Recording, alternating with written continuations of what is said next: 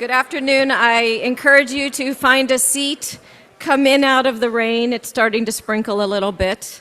But I am so pleased to say that the happy hour of 5 p.m. is upon us for another great session of this Summer Institute. Before I introduce our introducer, I just want to thank all of the folks who put on this week's Institute. There's so many people working in the background.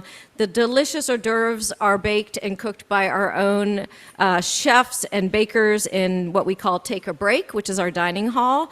And I just want to make note of what they've done to provide for us all this week.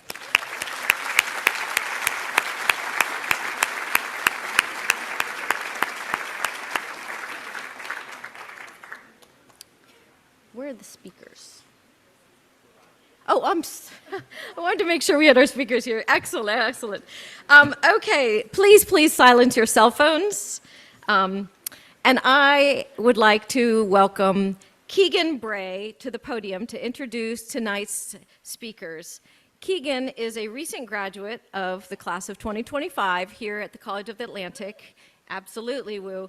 And I just want to mention that his senior project, we talk about how COA students all complete an internship and a senior project of their own design, of course working with faculty. And Keegan's senior project was a 60-page law review article on the future of partisan gerrymandering given the composition of the current Supreme Court. So not a small task, yeah. Welcome, Keegan, to do our introduction tonight.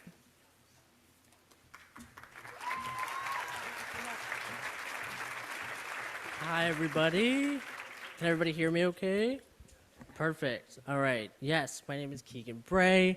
I just had the wonderful opportunity to graduate from this lovely college this past spring, but I'm super excited to be doing this tonight.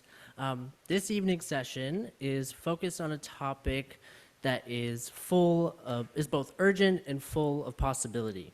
Leadership in America is changing, specifically the ways in which young people, more than ever, are stepping up to serve their communities and pursue elected office. And let's be honest, it's not easy. We're up against centuries of tradition telling us to wait our turn, that we don't have enough experience, that it's not yet our time. But some, a lot, are not waiting. One powerful example is Deja Fox, a young candidate who made it far into the Democratic primary for Arizona's 7th congressional district recently, though she ultimately lost the primary to her 60-year-old opponent. Her campaign has galvanized young people across the country. I've personally followed Deja for years online now and seen firsthand how that kind of advocacy and willingness to step up so young has inspired so many to become more civically engaged, both locally and nationally. Her campaign may have ended for now, but her courage and that of so many other young candidates keeps the movement going. And for too long, I think policy making has overlooked the interests of young people, despite the fact, and this is cliche, but we are the ones who will live the longest with these consequences of those policy determinations. That's why it is such an honor tonight to welcome Hannah Pingree, a lifelong Mainer, a proud mother, whose career exemplifies what public service can look like when it's grounded in community, collaboration, and long-term vision. Over the past 25 years, Hannah has worn many hats. She has served her North Haven Island community as a small business owner and a school board chair. She became the youngest speaker in Maine House history and only the second woman to ever hold that position. Most recently, she directed the Maine Governor's Office of Policy, Innovation, and the Future, earning a reputation for listening, building consensus, and working across the aisle to get real results. And most recently, Hannah has announced her candidacy for the governorship.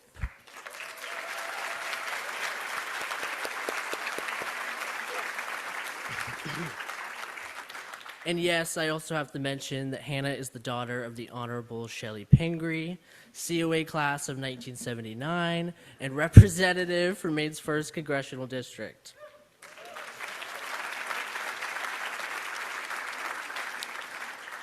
Tonight, Hannah will be leading the conversation with David Hogg, an activist, organizer, and national leader in the movement to get young people elected to office. He is someone my fellow students and I have looked up to for years now. David is the co-founder of March for Our Lives, a youth-led organization leading the movement for gun violence prevention education.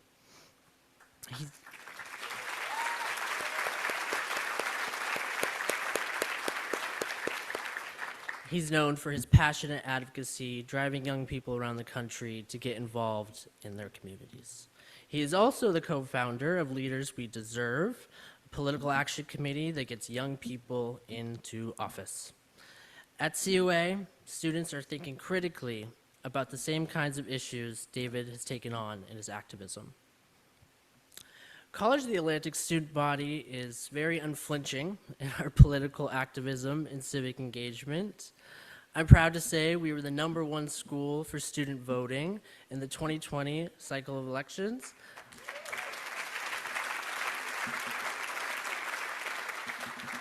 A total of 85.1% of all eligible undergraduate students at COA voted in that election, nearly 20 points higher than the national average.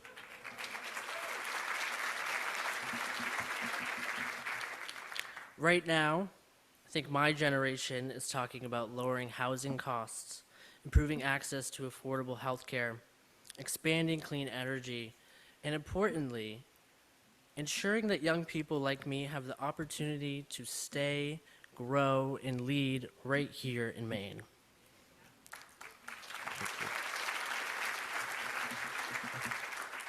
Quick reminder that College of the Atlantic does not take political positions as an institution or support or oppose candidates for public office. Today's talk about the next generation of leadership is an important conversation, and we're grateful to have Hannah and David here to share their perspectives. So please join me in welcoming to the stage Hannah Pingree and David Hogg.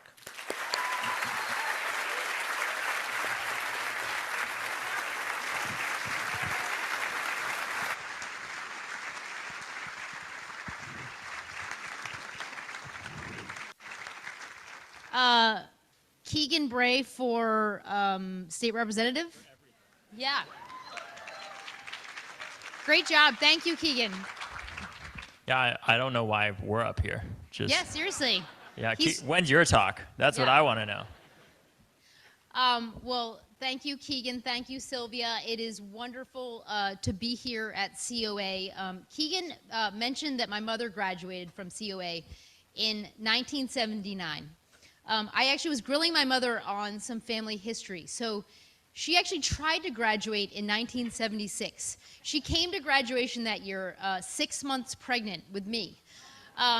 It took her 3 more years to finish her thesis. She wanted to finish before my sister Cecily was born. So I actually feel like I didn't go to COA, but I've been here, and this is sort of where my origin story came from. So thank you, COA, and thank you for all you're doing for students and democracy. I know a lot of kids who've gone to COA, and the engagement of the people on this campus, the young people, and the governance of this school, and the kind of leadership that we need in this country is inspiring. So awesome to be here. So I'm going to say a little bit more about David, and even though Keegan did a great job, and hopefully I think many people in this room have heard of this guy sitting next to me. Big time. So as Keegan said, he is a nationally recognized advocate for gun violence prevention and youth civic engagement, and today he's also a prominent figure in the upcoming 2026 elections.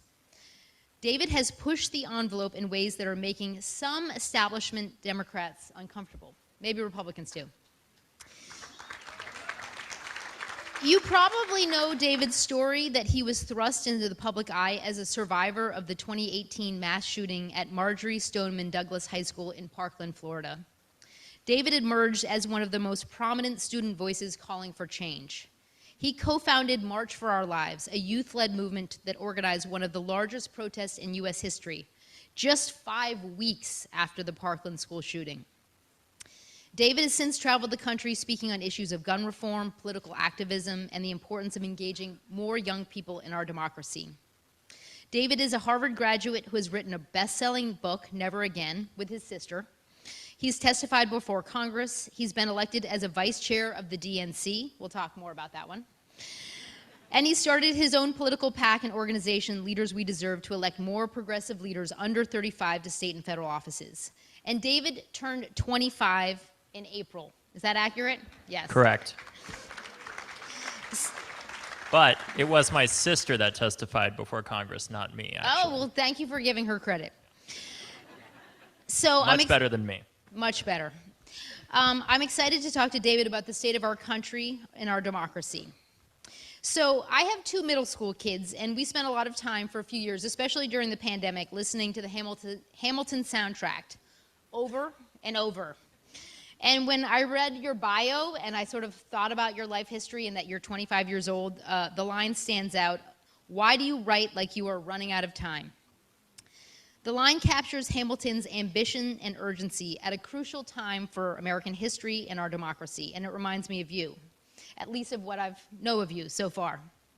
So David, how did what you experienced shape the urgency you feel in this moment for our country and for creating change?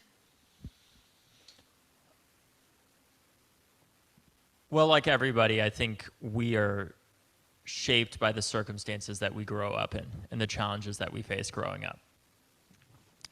For me, my story really, the whole reason why I ended up in Parkland in the first place with my family is because of 2 things. California's housing crisis and our extremely broken social safety net and healthcare system. My father, when I was in 5th grade, was diagnosed with early onset Parkinson's disease. He was a special agent in the Federal Bureau of Investigation, and effectively we knew if he had to medically retire that he would not be able to be paid nearly as much as he was, and we wouldn't be able to afford to pay our mortgage anymore in California.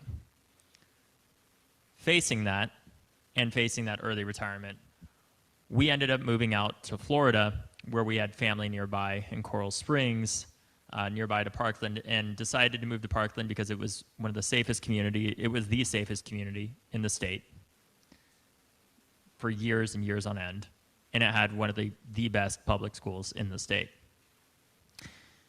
And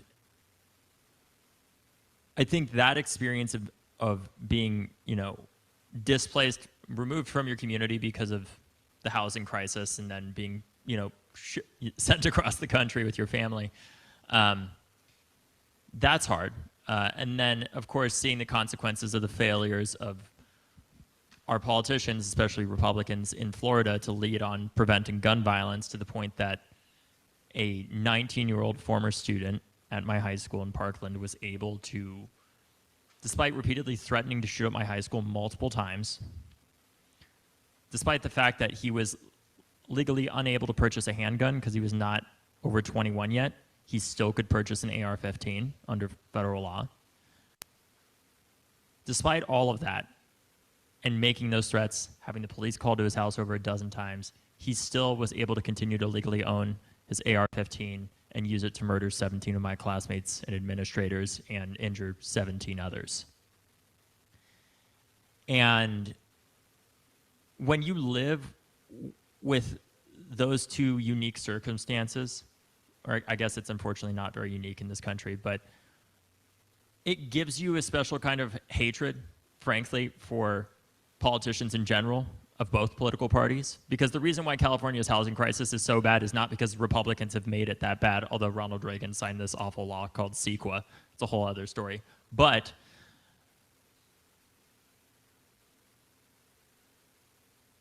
it's about the failure of our politicians to meet this moment over and over and over again, whether it's the housing crisis that brought my family to Parkland in the first place, or the gun violence that took our classmates and teachers' lives.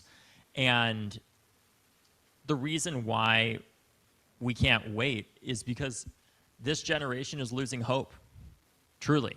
they don't feel like they have much of a future. We are facing, not many people are talking about this right now, but young people who are even graduating from college right now are entering a workforce environment where they have a record rate of unemployment because of artificial intelligence. Nobody really seems to be talking about that at all, but it's extremely concerning because it starts out with the younger college students, but it's going to get worse and worse and worse. And I think fundamentally, having two parents that growing up looking up to my two parents, my mom being a teacher predominantly in Title I schools in the poorest areas of her school districts, teaching a lot of these kids in elementary school English, and my dad being an FBI agent and talking about how much his friends in the Secret Service hated a lot of the people that they protected, frankly. And thinking about how much of a massive disconnect there is from a lot of these politicians from what everyday people are actually feeling, and wanting to really, at the end of the day, create a system where it's not groups like the NRA that are dictating our policy. It's the people. It's not extremely wealthy donors or who's funding campaigns that should be dictating the policy. It should be the people. And we should be electing people who ultimately are loyal to their constituents and not special interests. As a young person, as a journalist, as a student journalist, I hated the idea of corruption, and I hated corrupt people even more. And I originally, before everything happened in Parkland, I wanted to be a journalist because I wanted to scare the shit out of politicians that I thought were corrupt as hell and incompetent. I can't even say the other word. Incompetent as hell. And then I realized after Parkland, it wasn't going to be enough for me just to tell that story if the story needed to change, right? It's not enough just to be like, well, this is what the NRA says and this is what these these kids that survived a school shooting said, when we need that dramatic change. So that's how I would say that that was shaped. I just want to say, I'm sorry for the violence that happened to you, and now I'm a parent. It's a pretty devastating event. Does that event continue to impact you personally?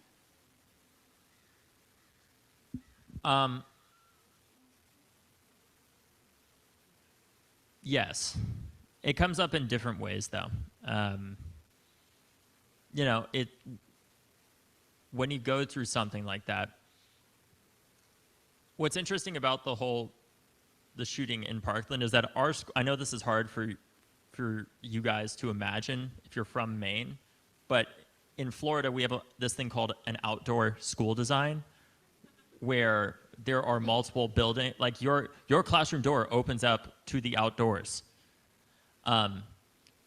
And as a result, the school is not all under one roof. All of our classmates have very different experiences. I have a different experience from a lot of my classmates because I was in the building next to where the shooting, we would come to find out, happened, but we still heard gunshots. And you don't know if there are multiple shooters on campus, as the shooting's happening. You don't know if there are bombs on campus or any of these other things. And the threat is obviously very real, but my experience is fundamentally different from, some of my friends that were in the building, that literally saw people die in front of them. But nonetheless, because our student body was so big, it was 3,000 students, there was a group of students that ended up coming together, obviously, to speak out, that I think were able to speak out and keep the attention of the media, even as some of the other younger people who weren't ready to yet because of everything that they had gone through, were able to more on their own terms, hopefully. But yes, it definitely does still affect me from time to time. I would say it affects me more in just how it's affected my family, though, more than anything. I think that through therapy, I've processed a lot of it. It's the aftermath that we have to deal with. Like the other day, there was a situation where, I was on the phone with my mom yesterday, and she's like, hey, sorry, it took me a minute to pick up. I was just on the phone with an FBI agent because of something that had happened, to my family that I'm not going to get into the details of for obvious reasons. But it's stuff like that. It's stuff like, having to take different routes home every day, like to and from work, needing to always needing to look over your shoulder and everything. And that is, a perpetual thing that I have to do.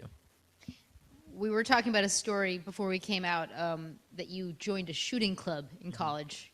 Can you tell that story? Yes. So when I was in college, I was incredibly frustrated, in part because I was in a famously not liberal place at all in Cambridge, Massachusetts. And I don't know about you all, but like I went to college to talk to people who don't completely agree with me, including ideas that I don't completely agree with, and challenge my own beliefs.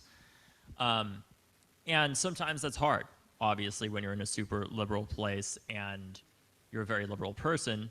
And I'm a big believer in the fact that you can either choose to live in a comfortable delusion where everybody tells you what you want to hear, or you can choose to live in an uncomfortable reality where maybe by talking to the people who you don't agree with, it doesn't mean you're compromising your values or what you believe in, but you need to actually understand why they believe what they believe in and not just assume it. And I know that's very radical. I also am a believer in a different radical opinion, which is, there's this concept that in the past 5 or so years has become really, really dominant. It's this idea that a lot of young people have that it's not my job to educate you. It is your damn job to educate other people. If you don't want to do that, that's fine. You should not be in politics, though, right? And so I went and joined the shooting club, where, as you can imagine, I was very popular. And at the time, I had a beard that was way thicker than this. I had a Duluth Trading Company shirt on and an orange vest. I looked like a Republican. I had my range glasses, too.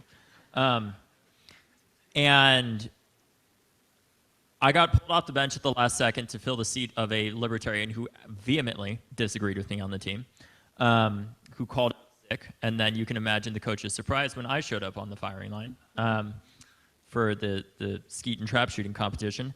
And at first, the coach didn't really recognize me or anything like that. He didn't coach the team very much. It was an intramural team. And so we're about halfway through this competition, and the coach pulls me off the line. The guy's like 6'3". He's like a walking refrigerator. Like, former, professional, skeet shooter, really talented guy.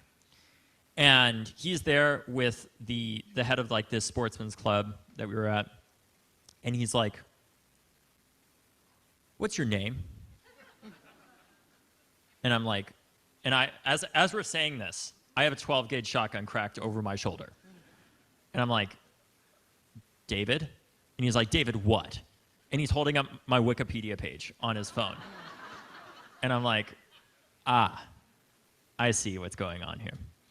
I'm like, "David Hogg?" And he's like, "What? Are you here to take our guns? Are you here to protest us?" Or he said something like that. And I was like, "No, I'm here because I think you probably have some assumptions about me that are not entirely accurate." Clearly, looking at the 12-gauge shotgun. "And I may have some about you that are not entirely accurate. But I would also assume as part of that you don't want school shootings or gun violence to continue either, obviously, right?" And he's like, "No, of course not." I said, "Well, great. Now we could either debate this, but I know that you probably don't want to have me challenge you on why I think, a gun like the AR-15 shouldn't be legal in this country. Or we could accept the fact that you probably do agree with me in that because 2/3 of gun deaths in this country are suicides, we need way more investment in mental health programs, but not in a way that stigmatizes it more, where young people are told if you say to your school guidance counselor that you have anxiety, that you get put on a list, as I've heard from young people. Actually, I think it was a young person in this state that I heard this from. This is a whole nother story. But one time I was in Maine. I was talking to a group of high schoolers when I was 19 years old. And there was somebody, I think she was a sophomore, that came up to me that said, "I support all this stuff that you talk about with mental health and everything and funding more mental health to prevent gun violence, but I got to tell you, I'm really worried."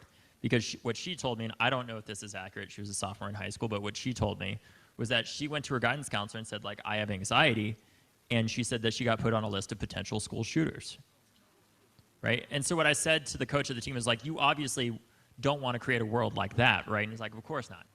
And I said, "Well, then we could either try to debate this and go nowhere, or you could help me become a better shot. what do you want to do? And then I went and nailed all the clay pigeons because my dad was an FBI agent. And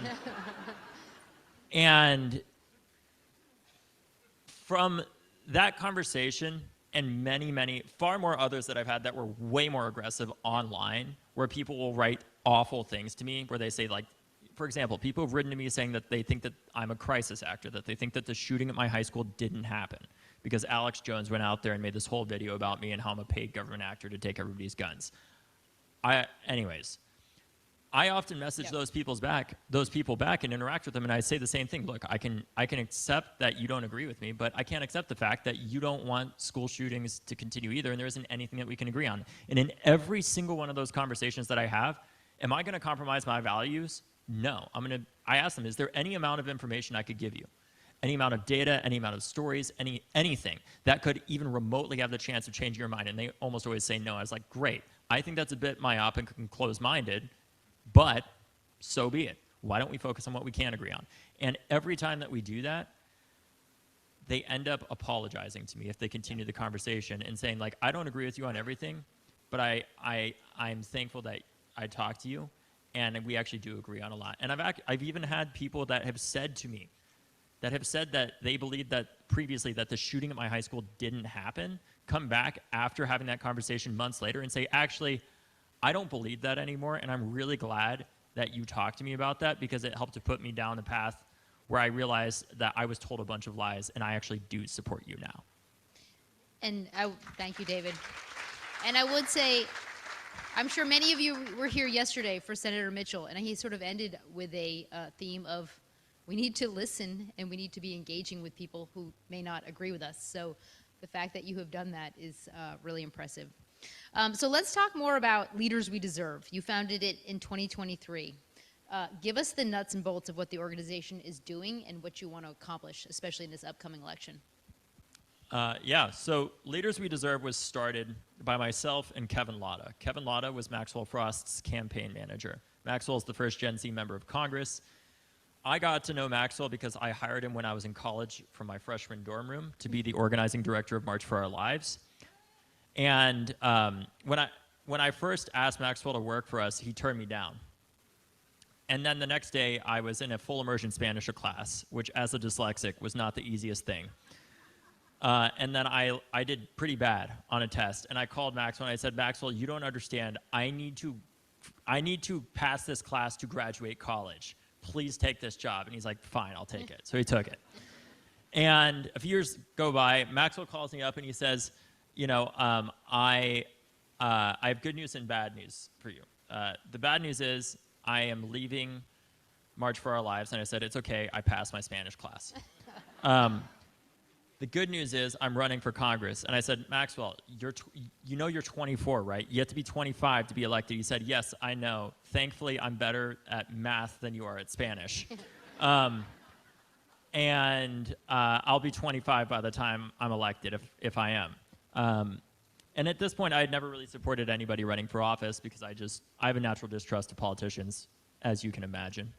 And with Maxwell, I didn't see him as a politician. I saw him as a friend. Maxwell's adopted. He comes from, you know, parents that are very working class, middle class folks.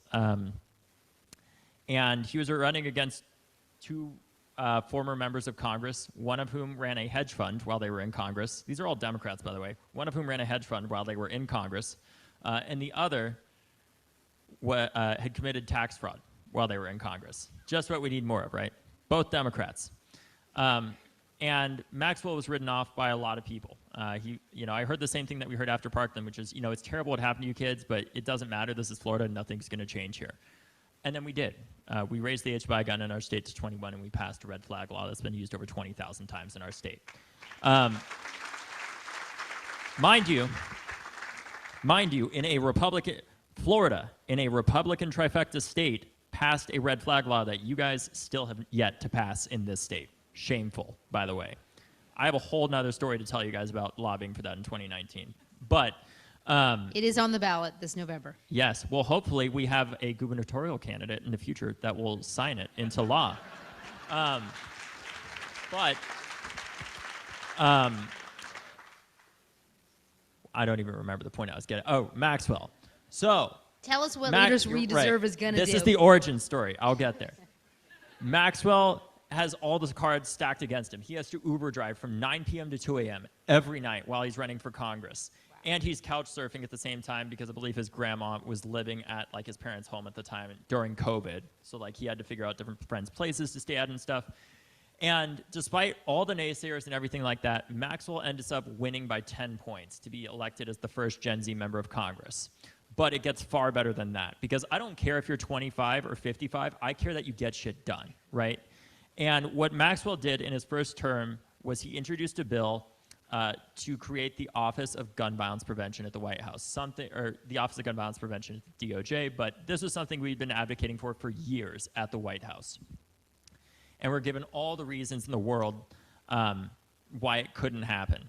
Then Maxwell introduces this bill. Within a year of him being elected, I find myself sitting in the Rose Garden at the White House with Congressman Maxwell Frost introducing the President of the United States for the creation of the Office of Gun Violence Prevention, which oversaw the 2 largest one-year reductions in gun homicide ever in American history, year after year. And after Maxwell's elected, I talked to his campaign manager. I said, this is great, but we need way more people like Maxwell out there who have the grit. There's 1,000 more Maxwells out there who have the grit, who have the will, who helped to lead their school walkouts, who've protested, who've gone through school shootings or gone through school shooter drills, that just don't have the funds to get elected. Because there's so many people when you're running for office that say, it's so great you're running, and organizations that will make you fill out these long questionnaires and everything, and then they'll cut you a check for $1,000 if you're lucky and give you an endorsement graphic for Instagram. We wanted to be an organization that found the couple dozen best young people running across the country to do everything we can to get money behind them and support them and get them elected, spending oftentimes several $100,000 to $1 million+ either on a state ledge race or a congressional race to get them elected. And the hope with it is that we can inspire a generation of young people to see themselves reflected, and we can get thousands more young people, even if we can't support all of them, to then run for office because they see themselves actually out there in the form of somebody like Maxwell Frost. And what we're doing now with our work is, part of it is we are going to challenge a few Democratic incumbents this election cycle. Very controversial, I know. What I will say is I'll add a couple caveats. These are only going to be Democrats that are in safe Democratic seats that in no way, shape, or form risk us losing the House at all. We're talking seats that are D+9 or more, basically. So essentially, the election is the primary. And what we're looking to do is to find the best young people to run against some people that we feel like have truly failed to meet the moment. Because frankly, I think there's one too many feckless Democrats that are out there. It's not enough just for us not to be Republicans, in my opinion. I want voters to see us as the best option, not just the least bad of 2 bad options. And I think how we do that is we encourage competition in our primaries. We are the Democratic Party. We encourage competition and know that actually we only stand to benefit in these safer seats by making sure that the best Democrat is elected there. But we don't just do that. We're also going to be supporting people running, obviously, to defeat incumbent Republicans so that Democrats actually have majorities. But I want to make sure when Democrats have a majority, we're actually able to do stuff. And we're not just like, well, we have this very slim majority and we don't have enough, bold Democrats to push to actually do the things that we ran on in the first place. Does that make sense? It makes sense. And the last thing I'll say, sorry for the long story, the last thing I'll say about how we work is you can imagine us kind of like Emily's List for young Democrats running for state legislatures in Congress. If you don't know what Emily's List is, basically the way that we're structured is we help everybody on a day-to-day basis with their campaigns on everything as small as if you need an endorsement from a local elected official, how do you go about that? How do you knock X number of doors in your campaign in order to get elected? How do you make sure that you're buying points on TV in the most efficient way possible? We do polling in races, and we give significant funding to the candidates, if that, yeah. And you're working in state legislative races and congressional races. Exactly, yeah. Yes. So you said after the 2004 election, which we've all talked a lot about, that Democrats have a loser's mentality and we need a winner's mentality. It kind of reminds me, I think Obama gave a recent speech about Democratic navel gazing. So tell me what you think a winner's mentality looks like. Well, I think what it looks like is ensuring that when we have power, we actually use it. I think it's represented well, unfortunately, by now passed Speaker Hortman in Minnesota. I'm sure you guys all heard, unfortunately, of how she was assassinated.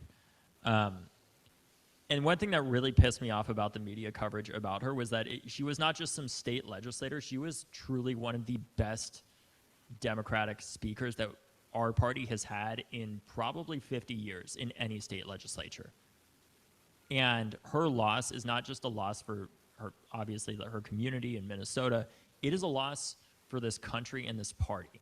She was a prolific leader that is the reason why, even in Minnesota, when they had a one-seat majority, they were able to pass so much progress. She's the reason, in my opinion, why Tim Walz was the vice presidential pick, because he had progressive policies to champion, because he had an incredibly badass speaker that got that legislation done. Right? If the story of politics is not women doing a ton of the work and then the men getting the credit, I don't know what is. But that I agree. And that's no fault to Tim. Tim is amazing, to be clear. But when they had a one-seat majority in Minnesota, you know what they didn't do? What they did was the opposite of what most Democratic majorities do when it's that slim, which is to sit on their hands and be like, oh my God, we can't do anything because what if we piss off the other side? And what if we actually did anything that we campaigned on? Oh my God, oh my God. And it's just so much fear. It's like they're afraid of their own goddamn shadow. It's like people elected you for a reason. Use your power to actually do something and pass popular policies. And that's what they did in Minnesota. They passed universal free school lunch. Everybody benefits from that. All the parents that don't have to now pack their kids' meals are very happy about that, right? And I think that's part of what it looks like, is ensuring that when we do have the majority, that we actually do pass good legislation, and we make sure that it's actually able to be implemented, and there aren't huge hurdles to doing that. So, for example, the infrastructure bill that Biden did is awesome, monumental. But then people are like, why don't people know about it? Well, we didn't talk about it enough. And you know why it was hard for us to talk about it? Because shit takes way too long to happen in government. Way too damn long. It is hard to make those infrastructure projects actually get built in an electoral time frame where it actually could benefit the people that are passing it. And frankly, part of what scares me is I think Trump is going to get a lot of credit for the shit that Democrats did that we helped to build through that infrastructure bill, because it takes so long for anything to happen in government.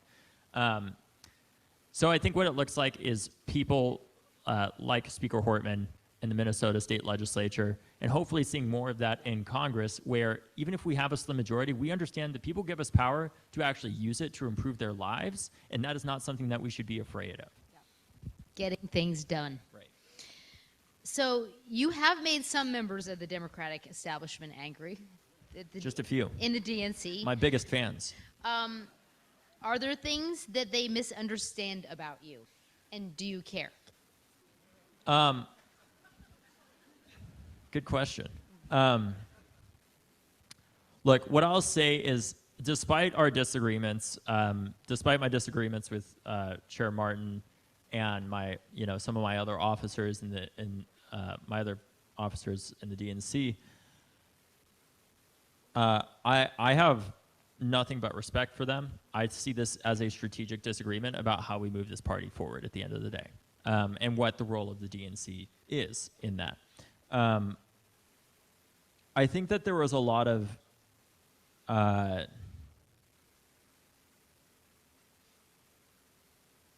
think to some extent there was an assumption that I was doing this because there was a narrative that was painted out there that I was doing this because I was a narcissist, that I was self-interested. And, of course I can't go out there and be like, well, I'm not. But what I'll say is, like, look at the work that I'm doing right now, right? Like, the reason why I'm doing this is because this is about so much more than me. It's about electing a generation of people to Congress and state legislatures. And instead of me running for office and raising tons of money and hating my life, generally speaking, sorry, I can't imagine being a mom on top of that. Jesus. I'm just 25. I don't even have kids. Like, wow. Impressive. Seriously.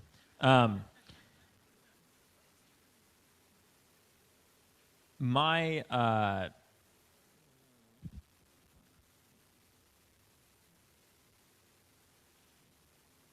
view here is that instead of me running for office and raising all that money, even if I had the honor of being elected, I would just be one vote.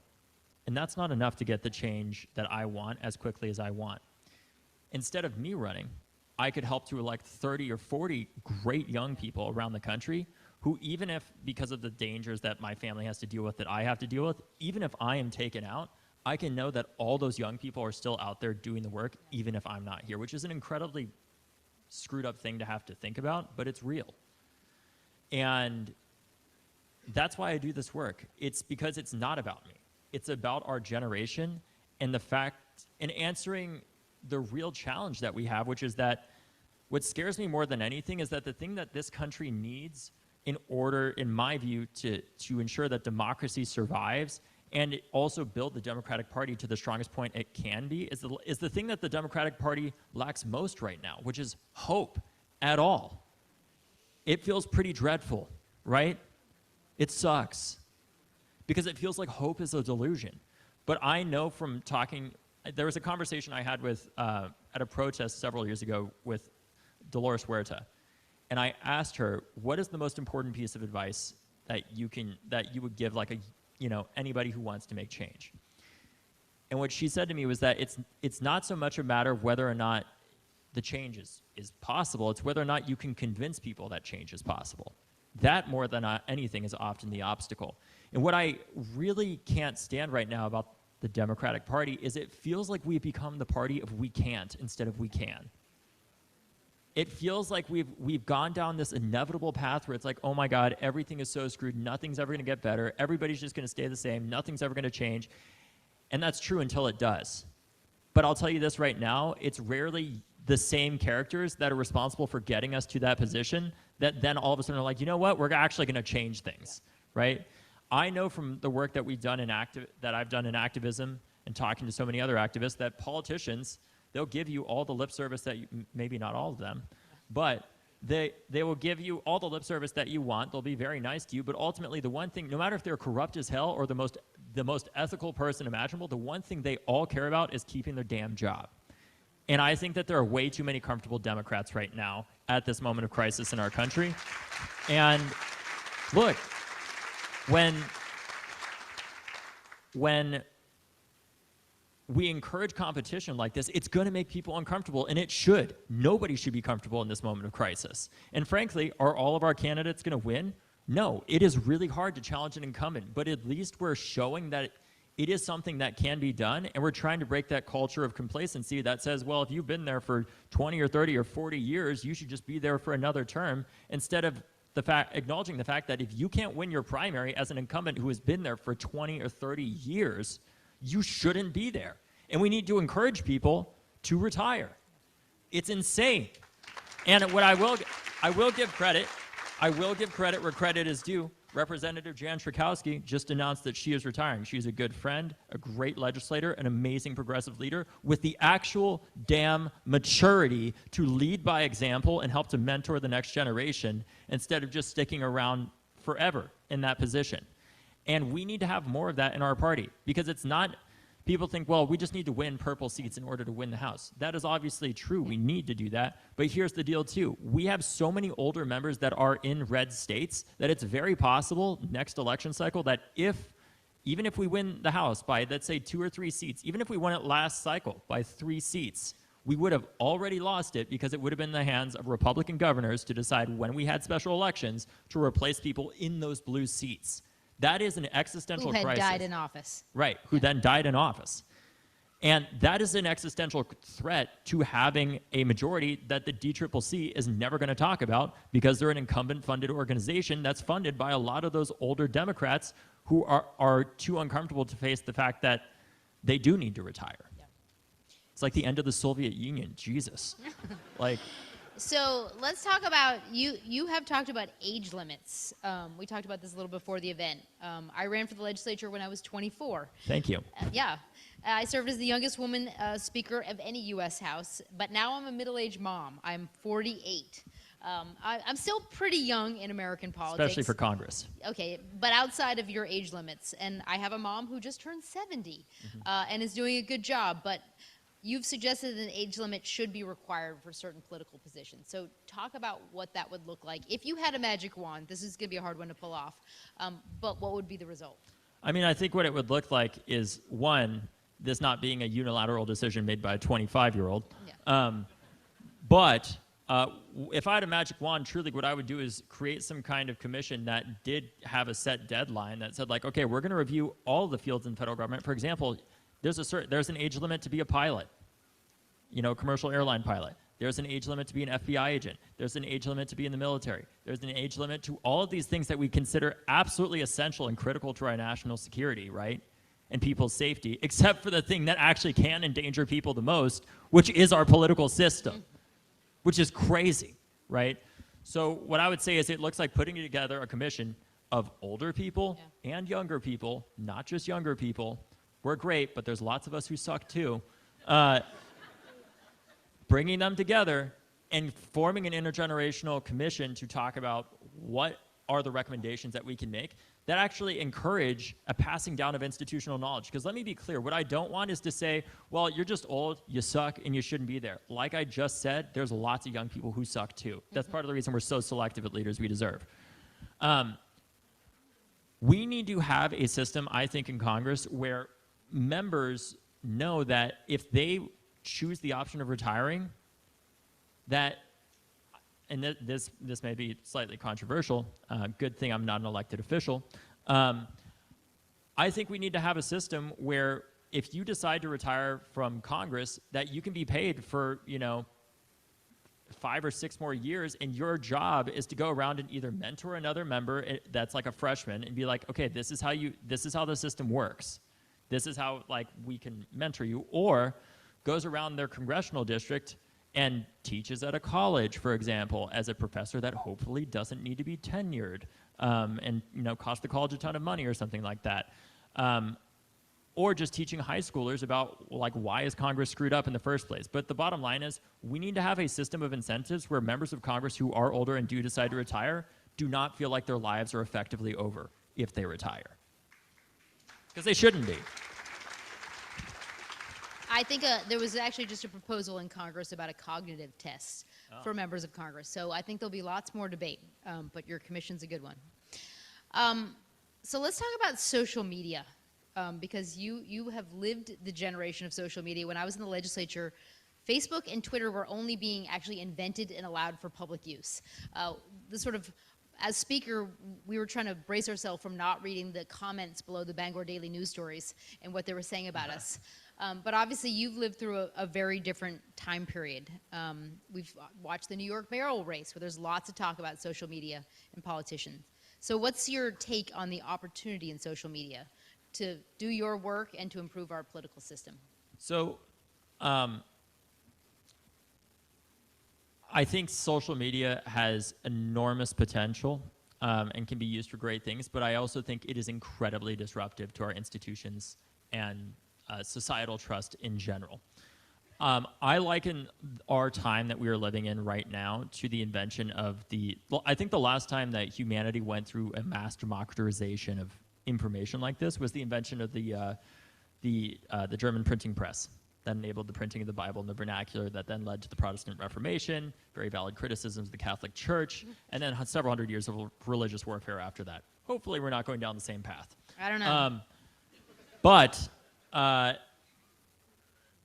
think one of the challenges with social media is it is very good at critiquing and destroying and burning down things. It is much harder to use it to actually build things up and say, okay, yes, these are all the things we're against. These are all the things that suck. What are we actually going to do to build a society that is better in the first place?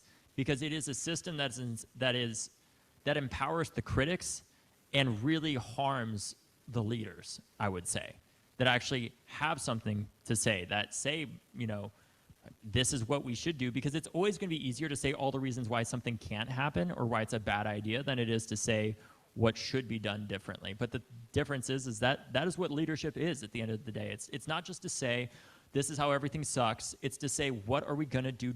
Yes, that is how everything sucks. What are we going to do differently, though, to make it better in the first place? And that's one of the real challenges that we have with social media. In addition to the disinformation that we obviously see out there, that my family, many of the students in Parkland, school shooting survivors in general, and so many other people are the victims of. I also, frankly, I think a lot of it, what really scares me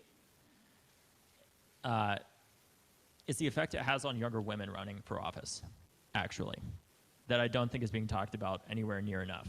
About 90% of our organizers in March for Our Lives were women. Of the people who sign up to run with us and with our partners in the space, and I've asked, is this just an us thing or is this something that our partners see? Similar organizations to us that help young people run for office. The ratio of men who sign up to run for office versus women is insanely skewed. It's like a 70-30 ratio. And I think part of that is knowing the harassment that a lot of the younger women are going to face when they're online. Part of it also is just like internalized, misogyny and patriarchy that says like, well, I'm just not qualified, which is something that I've almost never seen any of our men who have signed up to run for office say, even when they are definitely not. We tell them that.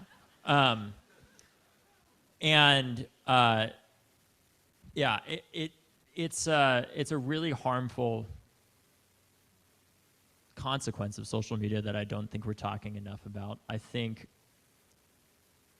that it is having detrimental effects on our young people. And honestly, this is something that I really struggle with, because on one hand, like, we use social media after Parkland as a bunch of 15, my sister was 14, I was 17, a lot of our young people were between the ages of 13 to 18 that were co-founders of March for Our Lives. We used Twitter to help mobilize a generation, to wake up a generation, but it's that very same tool that I do think is causing a lot of the anxiety and depression amongst this generation and is really harming them, especially in the wake of COVID. And I don't know what the exact answer is there to solve that, because these young people, they do need to have a voice. They do need to be able to use these social media platforms, I would argue, so that they can speak out about things like Parkland.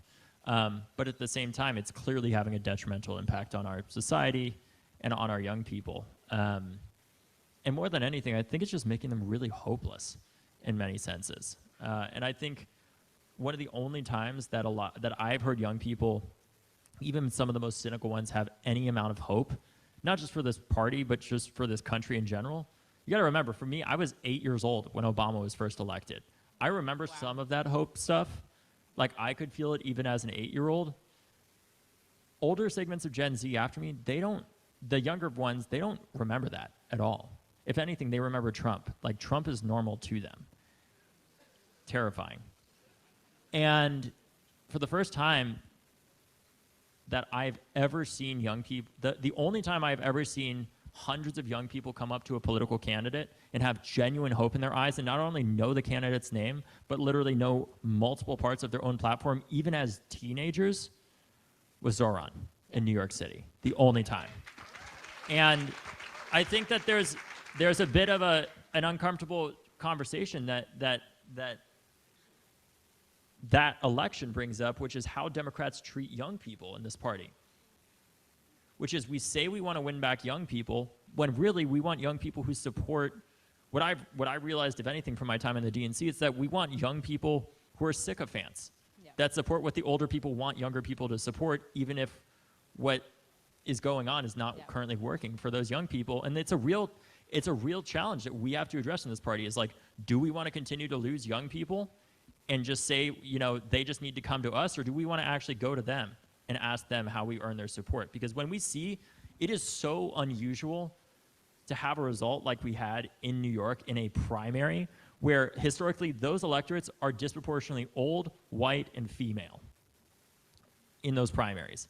This one was incredibly diverse, and it was ridiculously young. It was young people that brought Zoran over the edge. And of course, not every race is New York City by any means. I don't think that having the exact same message in Maine, as you have in New York City, is necessarily going to be the right one. But there is something to be learned about the fact that he clearly spoke to young people, listened to them, and used social media to expand his electorate. But it's not just enough to be on TikTok. It's not just enough to be on social media. Andrew Cuomo could have been on TikTok twice as much as Zoran. He probably would have lost by even more. It is not enough just to be on social media. You need to have something that you can't buy, which is called charisma, or as Gen Z calls it, Riz. Yeah. And You can't buy that. At Leaders We Deserve, we call it the juice. You either have it or you don't, right? And you can feel it. And what I think we need to do in this party a hell of a lot more is empower people that actually do inspire people to believe in something bigger than themselves, to believe that maybe this country not everything is done for, because there is going to be something that comes after Donald Trump. There is. Yeah. And if history tells us anything, it's that great generations are not born. They're forged in the fires of awful circumstances. And the question is when are those leaders going to rise up? Of this generation and when, the older generations in between as well, to help fill the power vacuum that's coming from the boomers that have been in power for so long. And trust me, I love boomers. Don't get me wrong. Leaders We Deserve would not exist without you. They're a top donor demographic.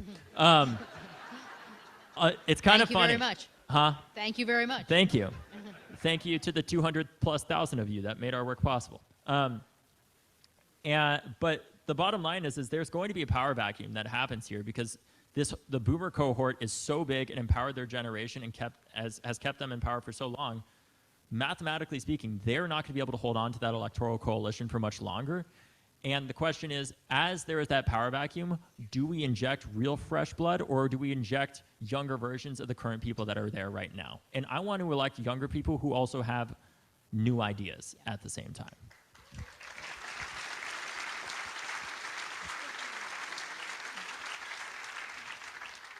I think we are almost out of time, and we're going to let you ask questions in just a couple of minutes. But looking out at this audience, this is an older audience. What do you hope this audience would do in this moment? Well, I think if you got, there's a lot of things you got to do. I'll give you one thing not to do. After Parkland, we had a lot of people, a lot of older people, very well-intentioned, who came up to us that said, thank God you kids are here to save us. My generation really fucked things up. Sorry, I know this was on TV. My apologies. I hope you can break that. That was a quote, if that helps. And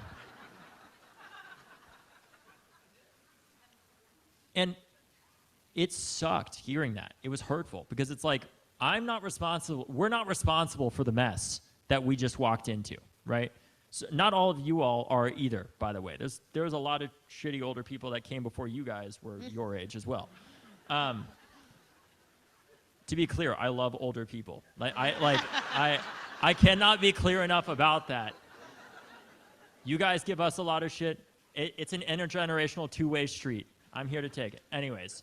But we got to build an intergenerational coalition here. Look, I know there's a lot of stuff that I don't know. That's one of the great things about growing up is you realize how much of an idiot you actually are, right? As you learn more, you realize how little you genuinely know. And there certainly is a necessity of an intergenerational coalition here. But what I would ask of you guys to do is not to say like, oh man, my generation really screwed things up. Sorry. Like, that sucks. Help us, right? Whether that's donating to Leaders We Deserve, but actually more than donating to Leaders We Deserve, which I hope that you do, raise the best kids you can. If there's one thing that you all could do, although you probably all have raised your kids by this point, raise the best grandkids or great-grandkids or great-great-great-grandkids that you can. Sorry, I was briefed that Maine is the oldest state. Yeah. So, but seriously, I mean that. Raise the best kids that you can and ensure that your kids, if they're raising their kids, that you're helping them be the best kids that they can be at the end of the day so that maybe they can be a future leader that we deserve. Because that's the toughest part about this job. It's not that, the hardest part about this job is not, we need to raise a hell of a lot of money to get these young people elected. We need a higher caliber of young person to run. We need to recruit the best of our generation. And where that starts is with who raises them, right? Young people are a reflection of their parents more than anything. And the best thing that you could do is to raise the best kids possible and then donate to Leaders We Deserve and ensure And ensure that your kids are voting, of course. Great. So we have time for audience questions. Sean's got the microphone. He'll find you. I can't see you that well. Good evening. I'm so happy that you're here. I'm glad to hear that. It's be very awkward. I am. I've followed you through the years and thought how just, oh, I'm sorry. Oh, okay. What I was saying is that I admired you taking on all of the problems that surrounded your school and everything. And last evening I listened to Senator George Mitchell tell this group of people that our country has been through a lot over many years, and we've always emerged stronger and better and more powerful than we had before. I think maybe Senator Mitchell was talking about the events that had occurred during that time.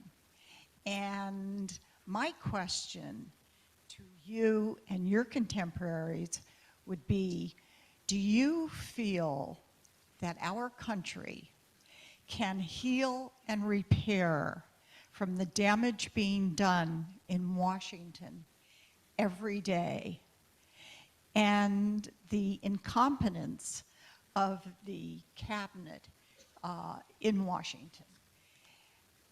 Well, I think that we don't really have an option. It's either we heal or we don't exist anymore. And I think that given the scars that this generation has from the incompetence of our leaders and their corruption, there is enormous potential to get better people elected to help lead in that healing.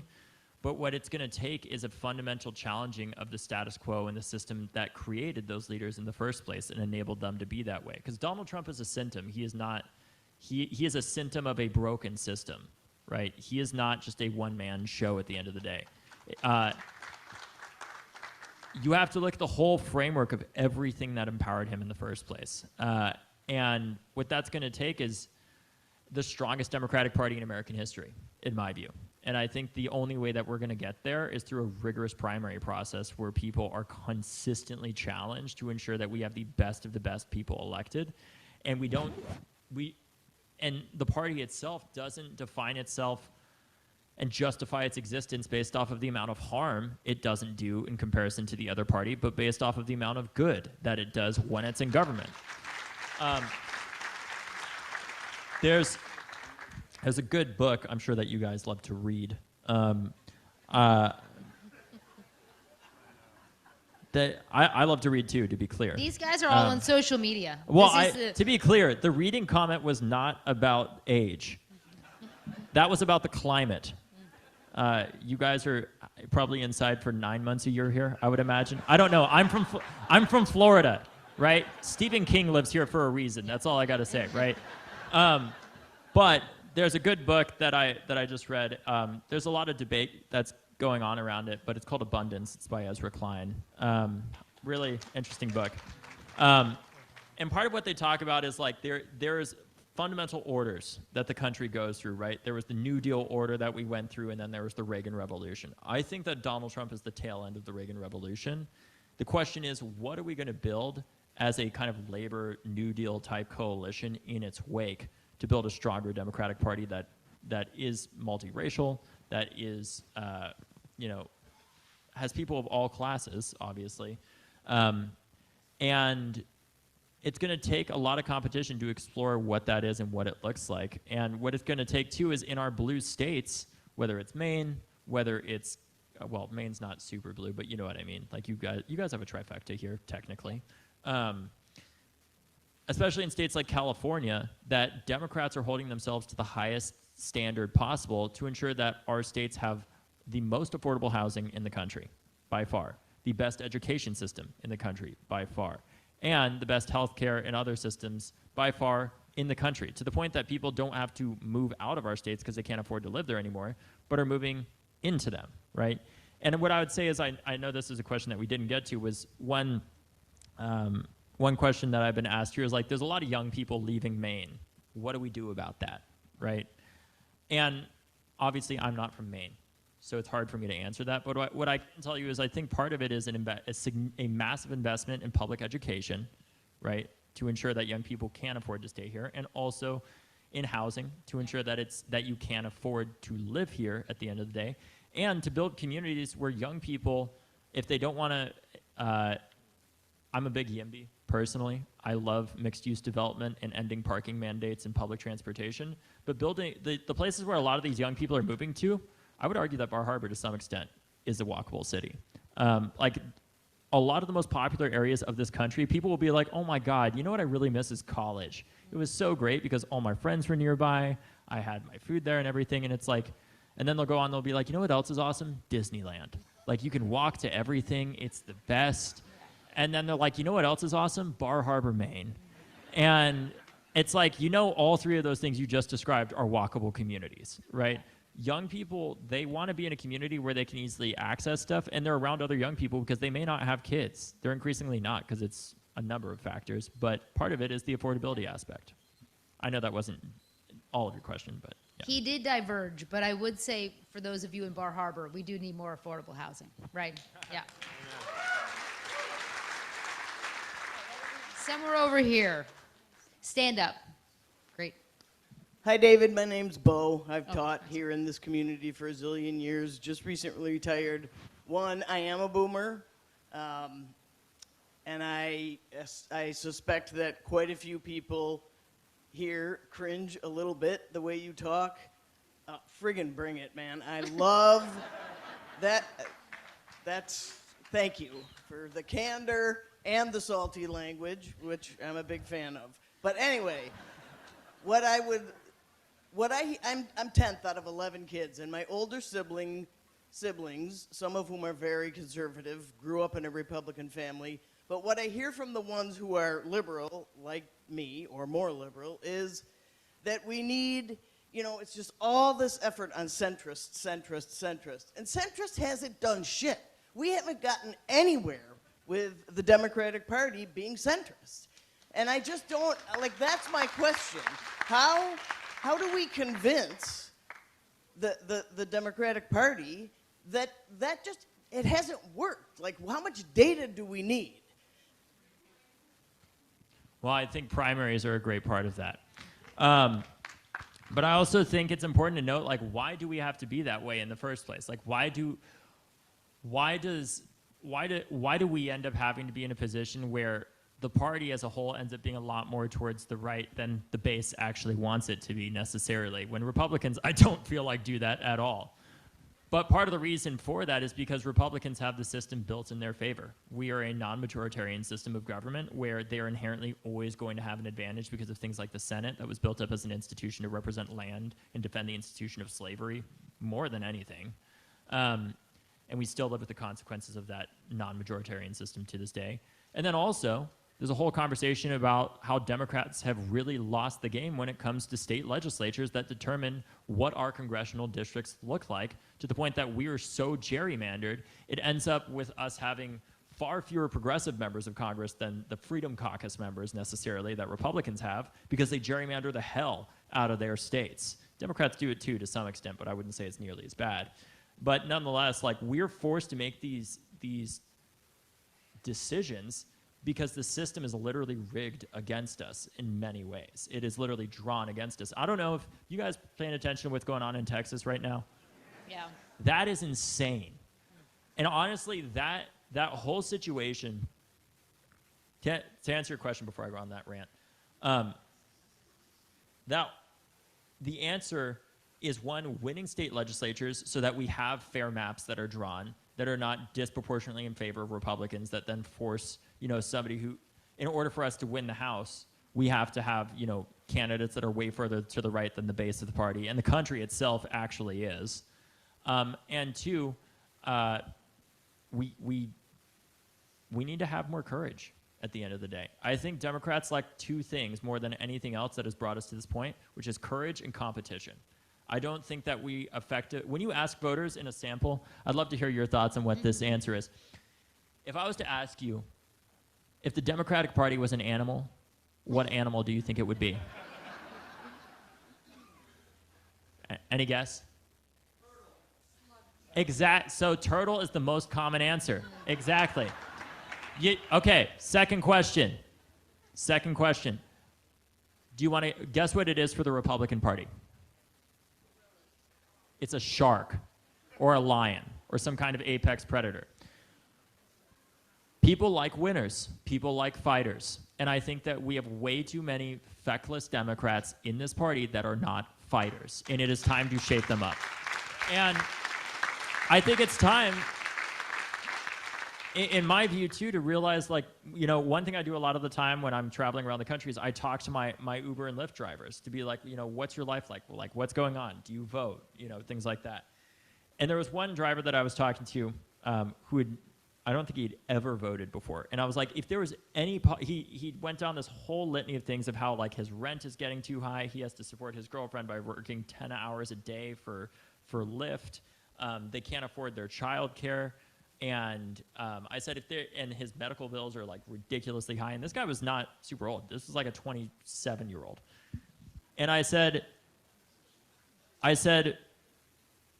if there's any, like, if there was one policy that could actually get you to vote, like, get you off the sidelines, like actually motivate you to vote. If there's a politician championing a policy that could get you out there and voting, what would it be? And he took about 30 seconds to think about it. And he said, you know, I don't think you should have to pay to go to the doctor. And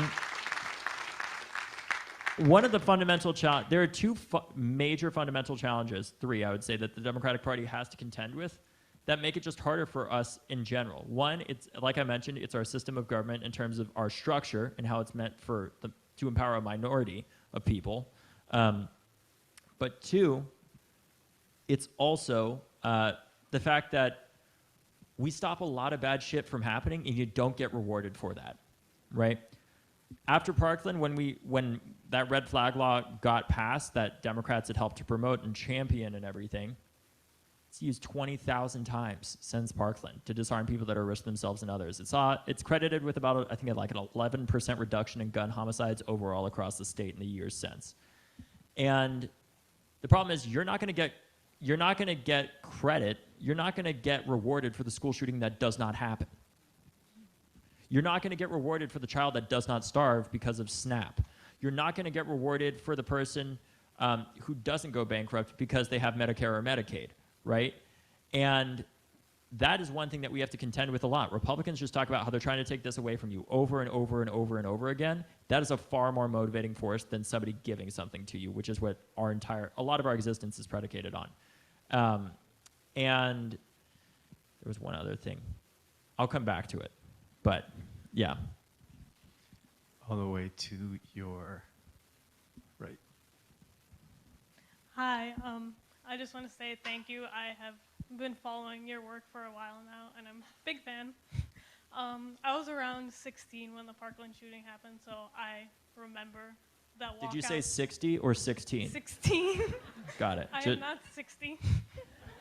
1-6. 1-6. And I remember hearing about it on the news. I remember the walkout and feeling of empowerment about the walkout. But I also remember feeling like a big feeling of numbness just because I wasn't old enough to vote, so I didn't have any power. I felt like I didn't have any power to do anything. And just general gun violence, growing up around the gun violence in our generation was just made me numb a lot. And so my question is, do you have any advice for people like me or young people like us who are here in this audience, because there's a few of us here, there's a few of us sprinkled around, and who may not be able to vote either because they're too young or they're like international students and they feel powerless or they feel like really numb about all the bad things that are going on in this world? Absolutely. Ask the older people for help, for one. And what I would say as well is the only thing that really helps me to combat that numbness is art, actually. Because as you can imagine, when you've worked around gun violence so much, it is exhausting, and you kind of develop like a mental scar from it, or a callus, I guess is a better metaphor. And it's not that you don't care. It's that, like, for your own survival, you have to have that, right? And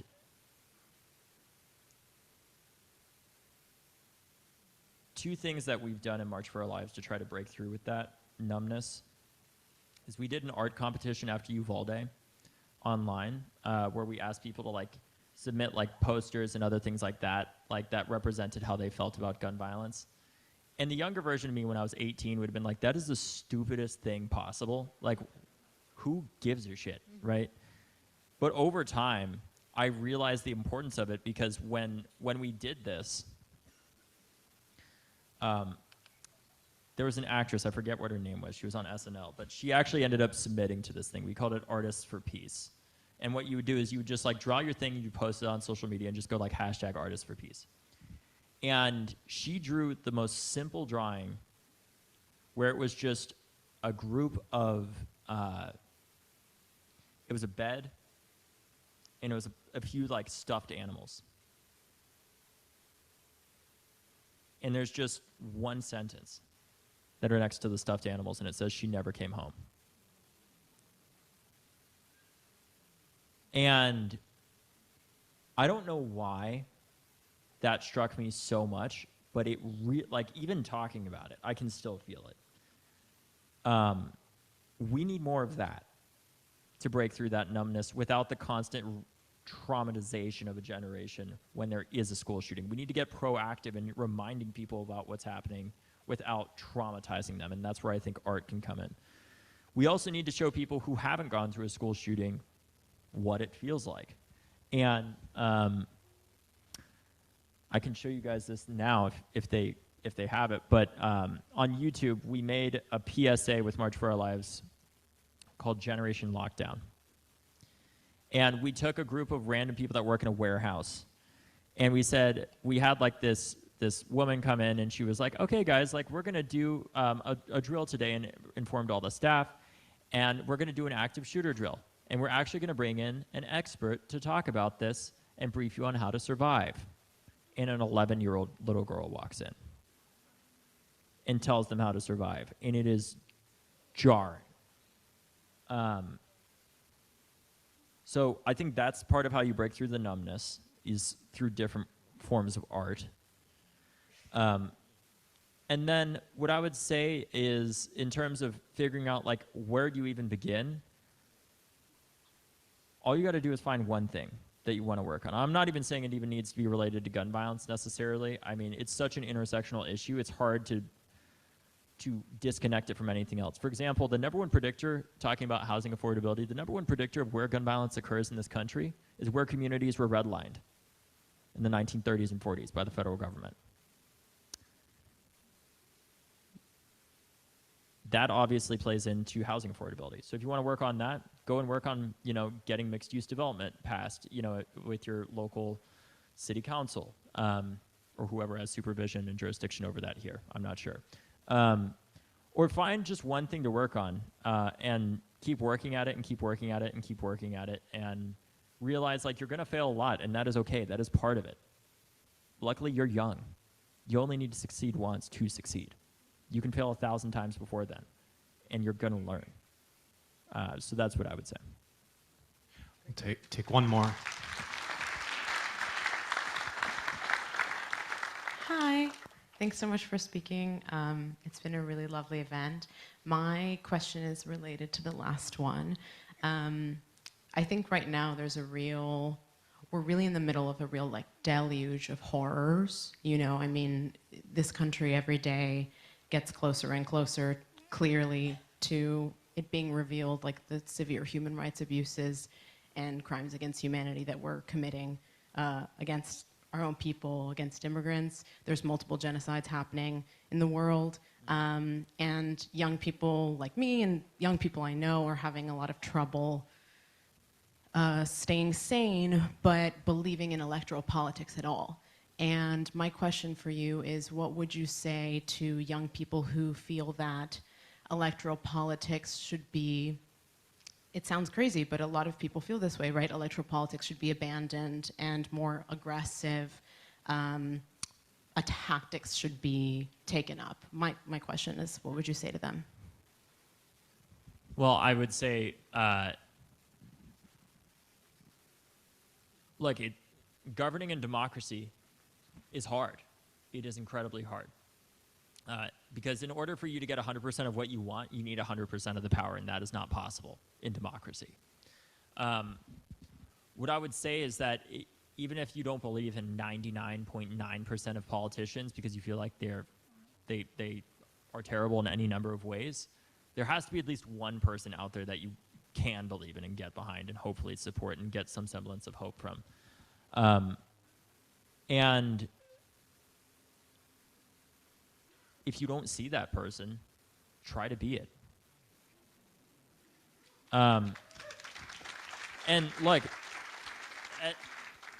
that is a lot easier said than done, obviously. But that comment, about the young people losing faith in electoral politics, like probably that more than anything, and the hopelessness that creates that situation, that is what keeps me up at night, more than anything. I believe the greatest threat to our democracy, truly, is not Donald Trump. It is the hopelessness and cynicism that empowered him in the first place. That an incredibly weak Democratic Party helped to empower and enable in the first place. And the answer is not to walk away, it is to build something better from within, in my view. And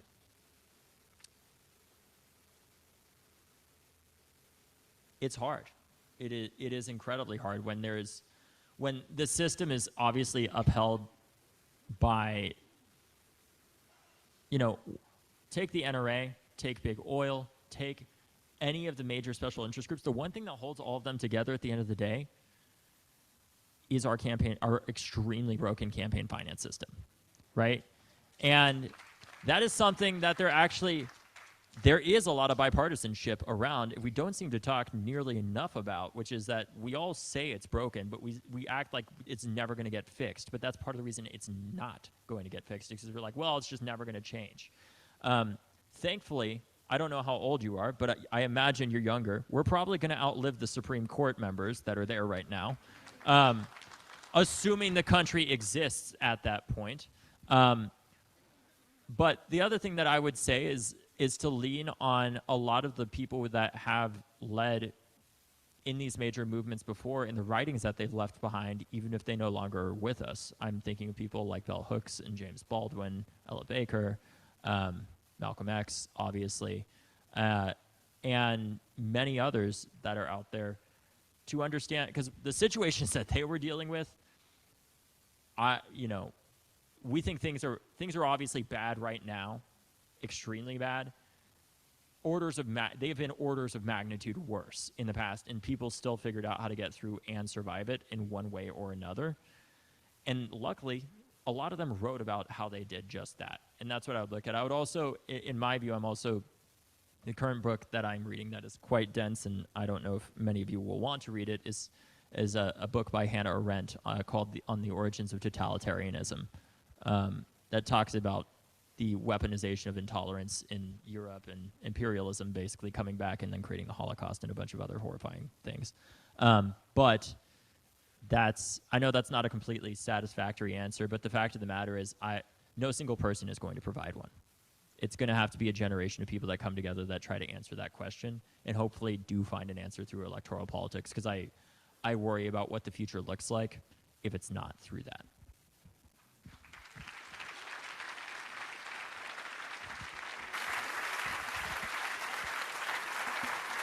Thank you. I actually did remember. I remember the last thing I was going to say to you. Our job is hard. It is a hell of a lot harder to make something actually work than it is to make it intentionally fail. We run on the idea that government actually can serve you because that is what the Democratic Party has done throughout its history. Whether it was the Social Security Act that helped to ensure that my father's death sentence didn't mean a financial death sentence when he got Parkinson's disease, or whether that was the creation of Medicare and Medicaid or the Affordable Care Act or so many other monumental policies. We have championed over and over again trying to build a government that works, but Republicans run on the idea that government sucks and then get elected and prove it sucks by doing a terrible job, right? And it is always going to be harder to make it work. It just is. But ultimately, that's why we're Democrats. We're here to serve. That's why I'm a Democrat. It's not because I completely agree with Ken Martin. It's not because I completely agree with the DNC officers. It's because the Democratic Party is so much more than the DNC. It is tens of millions of registered Democrats around the country, just like yourself, who don't believe just in what we are right now, but believe far more in what we could be. And I think that's the magic of being a Democrat. It's believing that the best of this country is actually ahead of it and doesn't rest behind us, because we have the imagination, the grit, the will, and the determination to actually build a government that works by and for the people instead of special interests. Because although we're not perfect, at least we actually talk about it. And some of us are trying to do that. So thank you. Thank you.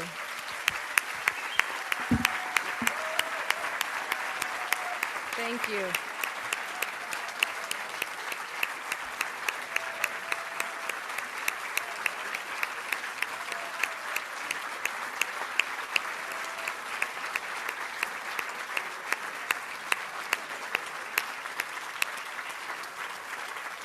Thank you. Thank you, David. And Oh, is please. one final thing. That is one final thing, other than tipping your waiters, if there's anything that I've learned from studying history, it's that some of the best executives we have ever had, whether it's governors or whether it's presidents, tend to have started before they were 30 years old. So just wanted to say that. Thank you. Thank you, David. Thank you, Hannah, for this really, really invigorating session. I'll just note that tomorrow morning we will begin at 9:30 with Human-Centered Artificial Intelligence with Navrina Singh and Nick Thompson. Yes, yep. Excited about that. And our reception this evening, because of the rain, is going to happen in the Gates Auditorium. So just out here to your left. We'll see you over there in a minute. Thank you.